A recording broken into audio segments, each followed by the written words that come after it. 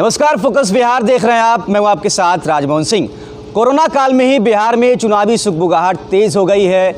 केंद्रीय गृह मंत्री अमित शाह ने वर्चुअल रैली के जरिए बिहार के चुनावी बुगल को फूंक दिया और इसी के साथ जेडीयू ने भी वीडियो कॉन्फ्रेंसिंग के जरिए अपने कार्यकर्ताओं से बातचीत करनी शुरू कर दी। वहीं तेजस्वी यादव लगातार सरकार के कामकाज को कटघरे में रख रहे हैं, सवाल उठा रहे हैं। लेकिन अब जेडीयू भी हमलावर है। ट्विटर वॉर, पोस्टर वॉर, इन सब से ऊपर उठकर वीडियो वॉर बिहार में शुरू हो चुका है। इसी बीच बिहार बीजेपी के जो नेता है वो नरेंद्र मोदी सरकार के 2.0 के पहले साल के कार्यकाल की चिट्ठी लेकर घर घर तक पहुंच रहे हैं और जनसंपर्क अभियान शुरू किया गया है। हमारे साथ आज एक ऐसे ही बीजेपी के कार्यकर्ता हैं राम सूरत राय, जो पिछली बार विधानसभा क्षेत्र जो है वहाँ से बहुत ही करीबी मतों अंतर से चुनाव हारे थे, लेकिन उसके पहले विधायक रहे थे बीजेपी के 2010 से 2015 को लेकर और अब 2020 में एक बार फिर बीजेपी से दावेदारी इनकी बन रही है। और औराई विधानसभा क्षेत्र में क्या तैयारियां हैं, किस तरीके से चुनाव में जा रहे हैं, साथ ही साथ क्या एक बार फिर जिस तरीके से लोकसभा चुनाव में नरेंद्र मोदी का चेहरा लेकर आप लोग चुनाव में पहुंचे थे, इस बार भी मोदी सरकार के जो कामकाज है उसी को लेकर चुनाव में जाया जा रहा है, या फिर बिहार की जो सरकार है उसका भी कामकाज कुछ है आपके पास गिनाने के लिए? नमस्कार, मैं आपका स्वागत करता हूं। आपके माध्यम से अपने जनता को भी हार्दिक अभिनंदन करता हूं। निश्चित रूप से कोरोना वैश्विक महामारी के कारण विगत 3 महीनों से सभी कार्यकर्ता अपने अपने घर में और सभी जनता सेफ्टी के हिसाब से अपने घर में थे। लेकिन अभी जब लॉकडाउन 5th के बाद जब छूट मिला है तो निश्चित रूप से सभी लोग अपने जनजीवन को सुदृढ़ करने के लिए घर से निकले हैं और हम लोग राजनीतिक कार्यकर्ता हैं। माननीय प्रधानमंत्री जी और माननीय अमित शाह जी का वर्चुअल रैली हुआ। माननीय प्रधानमंत्री जी का जो पत्र आया है उस पत्र को लेकर के हम लोग घर घर जा रहे हैं और उसी संदर्भ में मैं अपने औराई विधानसभा में हर पंचायत में 2 जगह 3 जगह सोशल डिस्टेंसिंग को ध्यान रखते हुए मास्क लगा करके अपने प्रमुख कार्यकर्ताओं के साथ 30 से 50 लोगों के बीच में हम बैठक कर रहे हैं और उस पत्र के माध्यम से उन लोगों को समझा रहे हैं कि आप भी अपने अपने स्तर से घर घर तक 10 घर, 20 घर, 25 घर आप जहां जा सकते हैं, जितने कार्यकर्ता को बांट लेना है। बूथ पर अगर 100 घर है, 5 कार्यकर्ता हैं, 7 कार्यकर्ता हैं, तो हमारा सप्तऋषि का टीम बना हुआ है। उस टीम के माध्यम से इस चीज़ को हम जमीन पर ले जा रहे हैं। निश्चित रूप से इस बार जो है वो चुनाव हट के होने जा रहा है, प्रचार अलग तरीके से होने जा रहा है कोरोना के लेकर। चुनाव तो होना है, ये तय है। समय सीमा चुनाव आयोग तय करेंगे। हम लोग राजनीतिक दल के कार्यकर्ता हैं तो हम लोग को काम करना काम है। निश्चित रूप से इस बार का जो अगर ये महामारी फैला तो चुनाव का दृश्य प्रदृश्य बदलेगा और निश्चित रूप से आज के डेट में मुझे जो विश्वास है कि आज के दिन में मोबाइल, सोशल मीडिया, टीवी और माननीय प्रधानमंत्री जी ने गांव-गांव में बिजली पहुंचा दिया है, जिससे बहुत बड़ा लाभ लोगों को मिला है। जियो का जो नेटवर्क सब जगह पर चला गया, इसके माध्यम से हमको लगता है और ऐसा पूरा विश्वास है कि इस बार का चुनाव कुछ अलग परिवेश में होगा और वह चुनाव का प्रचार प्रसार हो सकता है मोबाइल पर ही हो। इसीलिए हम लोग तैयारी कर रहे हैं कि ज़मीन स्तर पर जितने भी हमारे कार्यकर्ता हैं उनका नंबर हम लोग के पास आ जाए। कार्यकर्ता का तो है, आम जनता का भी नंबर डाटा से आता है, लेकिन बिल्कुल फिल्टर करके हमारा ही क्षेत्र का कार्यकर्ता हो उसको लेकर के हम आवे और उन लोगों के आम जनमानस तक बिहार सरकार का उपलब्धि और भारत सरकार की उपलब्धि कैसे हम पहुँचाएँगे उसको मोबाइल के माध्यम से हम लोग व्यवस्था कर रहे हैं। अमित शाह से लेकर जेपी नड्डा तक सभी ने एक सुर में ये कह दिया कि नीतीश कुमार ही एनडीए का चेहरा होंगे बिहार में, लेकिन फिर भी कुछ नेता हैं जो नीतीश कुमार के चेहरे पर सवाल खड़े कर रहे हैं। एनडीए में ही लोजपा के जो अध्यक्ष है चिराग पासवान, उन्होंने कहा है कि हम बीजेपी के साथ है, बीजेपी तय करे कि मुख्यमंत्री उम्मीदवार कौन होगा। इसको लेकर जेडीयू अब चिराग पासवान पर हमलावर है, तो चिराग पासवान की भूमिका किस तरीके से एनडीए में तय हो रही है? हमारा एनडीए गठबंधन है और हम लोग का गठबंधन मजबूत है। निश्चित रूप से हर पार्टी का अपना अपना आइडियोलॉजी होता है, हर पार्टी के नेता अलग अलग हैं। अब उनको अपना लोग अपना व्यक्तिगत विचार कहीं भी कोई बोल सकता है, लेकिन हमारे माननीय प्रधानमंत्री जी या हमारे नरेंद्र भाई मोदी जी, चाहे अमित शाह जी, चाहे हमारे राष्ट्रीय अध्यक्ष जी, जो बोलते हैं वही हम लोग करते हैं, उसी को हम लोग मानते हैं। आज बोले हैं, अगर साथ हैं तो साथ हैं। निश्चित रूप से हम लोग कहीं से अलग नहीं है। अब चिराग पासवान जी जो बोलते हैं उनका अपना पार्टी का सोच है, अपना विचार है और निश्चित रूप से लोकतंत्र में सबको बोलने का अधिकार है। सबका बोलना कोई रोक नहीं सकता है और जनता जवाब जो देना चाहता है उसको भी कोई रोक नहीं सकता है। लेकिन हम लोग एनडीए के साथ हैं, एनडीए के साथ चुनाव लड़ेंगे। हमारे चेहरा नीतीश कुमार जी ही हैं, समय आने पर हम लोग साथ ही रहेंगे।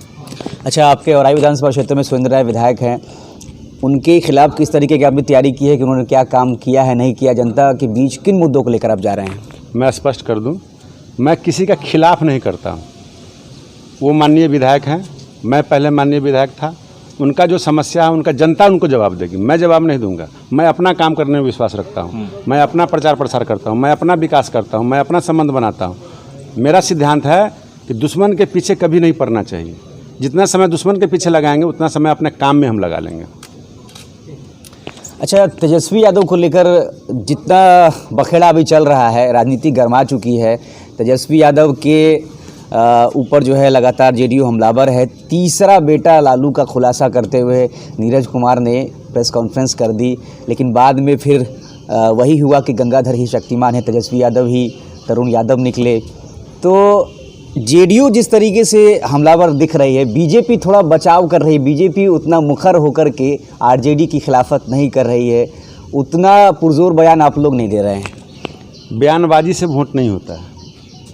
मैंने अभी कहा ना कि मैं सुरेंद्र जी के खिलाफ नहीं बोलता हूँ, मैं अपना काम करता हूँ। बीजेपी अपना काम करने में विश्वास रखती है, ट्विटर फेसबुक पर वार करने से काम नहीं होता। और माननीय तेजस्वी यादव जी विपक्ष के नेता है, लेकिन विपक्ष के लायक है ये नहीं है।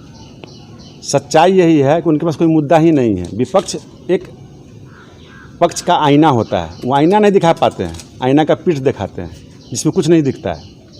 तो तेजस्वी यादव जी को भी और पढ़ना पड़ेगा। अभी तक कितना चीज़ आप दिखा के निकाल रहे हैं कि दूसरा बेटा आ गया, तीसरा बेटा आ गया, चौथा प्रॉपर्टी आ गया। ये सब चीज़ बुद्धि की कमी के कारण हो रहा है। अगर बुद्धिमान होते तो ज़रूर शक्तिमान होते।